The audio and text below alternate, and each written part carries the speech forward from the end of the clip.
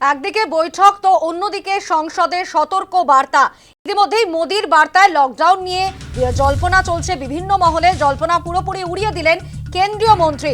গুজব এড়ানোর পরামর্শ হরদীপ সিং পুরীর। প্রধানমন্ত্রীর নেতৃত্বে সর্বদা সতর্ক আছে কেন্দ্রীয় সরকার। বিশ্বব্যাপী অস্থিরতায় তীক্ষ্ণ নজর রাখছে ভারত সরকার, এমনই বক্তব্য কেন্দ্রীয় পেট্রোলিয়াম মন্ত্রী হরদীপ সিং পুরীর। জ্বালানি তেল এবং গ্যাসের যোগান স্বাভাবিক রাখা হচ্ছে। এই পরিস্থিতিতে লকডাউনের গুজব ছড়াচ্ছে কিছু মহল থেকে। এমন কোনো সম্ভাবনা ভারতে নেই, কেন্দ্র এমন কোনো সিদ্ধান্ত নেয়নি। বর্তমান পরিস্থিতিতে ধৈর্যশীল এবং দায়িত্ববান হওয়া একান্ত জরুরি। দায়িত্বজ্ঞানহীনের মতো গুজব ছড়ানোর চেষ্টা ক্ষতিকর হতে পারে, এমনই বক্তব্য কেন্দ্রীয় পেট্রোলিয়াম মন্ত্রী হরদীপ সিং পুরীর। গতকালই আপনারা জানেন যে পাণ্ডবেশ্বরে ভোট প্রচারে বেরিয়ে মমতা বন্দ্যোপাধ্যায় তিনি কিন্তু বলেছিলেন যে লকডাউন করবে ভাবছে কিনা জানি না, লকডাউন করে মানুষকে ঘরবন্দি করে রাখবেন। নোটবন্দি করেছেন, মানুষকে ভোটবন্দি করবেন, মানুষের নাম কেটে দেবেন। কি বলেছিলেন গতকাল নির্বাচনী প্রচারে শোনাবো। ওনার মানে তো আমি বুঝি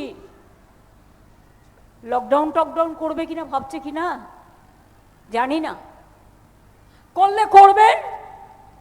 লকডাউন করে মানুষকে ঘরবন্দি করে রাখবেন, মানুষকে ঘরবন্দি করবেন, মানুষকে নোটবন্দি করবেন, মানুষকে ভোটবন্দি করবেন, মানুষের নাম কেটে দেবেন।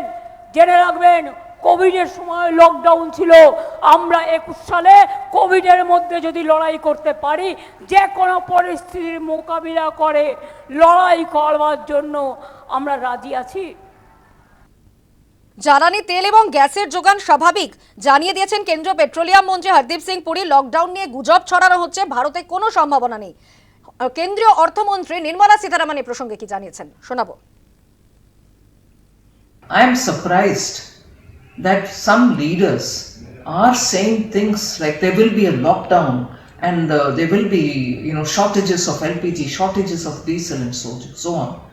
These are absolutely baseless, and remarks such as these coming from leaders in political domain is really worrisome. There shall be no such lockdown like the time when we saw it all in court. লকডাউনের জল্পনা ভিত্তিহীন, এর কোনো অর্থ নেই। Lockdown নিয়ে গুজব ছড়ানো হচ্ছে, এমনই বক্তব্য কেন্দ্রীয় অর্থমন্ত্রী নির্মলা সীতারামনের। অর্থনীতি বিশেষজ্ঞ অনির্বাণ দত্ত এই প্রসঙ্গে কি জানিয়েছেন শোনাবো। আজকের দিনে যুদ্ধের আঁচ ভারতবর্ষ এসে পড়েছে, বিভিন্ন দেশে এসে পড়েছে। আমাদের মতো দেশে যেখানে ম্যাক্সিমাম তেলটা আমাদের বিদেশ থেকে আনতে হয়, সেখানে তেলের একটা সংকট দেখা দেবে, এটা খুব পরিষ্কার। এবং সেখান থেকে দেশবাসীকে বাঁচানোর জন্য সরকারের যদি কিছু পরিকল্পনা থাকে, আমি বারবার বলছি সঠিক পরিকল্পনা এবং সময়োপযোগী পরিকল্পনা, এবং সেটা যদি একটা সময় নিয়ে তৈরি করা যায় তাহলে মানুষ সেটাতে সহযোগিতা করবে। এবং ভারতবর্ষের সুরক্ষার স্বার্থে, অর্থনৈতিক সুরক্ষার স্বার্থে প্রত্যেকটা মানুষ সহযোগিতা করবে। এনার্জি লকডাউন মানে এরকম হতে পারে, দেখুন, অপচয় বন্ধ করা। আমরা দেখছি কলকাতার রাস্তায়, দেশের বিভিন্ন রাস্তায় গাড়ির লম্বা লাইন। কিছু গাড়ি যদি এর মধ্যে থেকে দরকার না হলে না বার করা যায় তাহলে তেলের সাশ্রয় হবে। কিন্তু একটা জিনিস মাথায় রাখতে হবে যে 5টা রাজ্যে আবার ইলেকশনও আছে। এখানে ছোট নেতা, মেজ নেতা, বড় নেতা তারা রাজনৈতিক র্যালি করবার জন্য, তারা তাদের শক্তি প্রদর্শন করবার জন্য একজন নেতার পিছনে 10টা গাড়ি, 15টা গাড়ি, 20টা গাড়ি করে চলে। সেইটাও কি বন্ধ করা হবে? সেখানে কি কোনো রেস্ট্রিকশন আসবে? বাইক মিছিল কি বন্ধ হবে?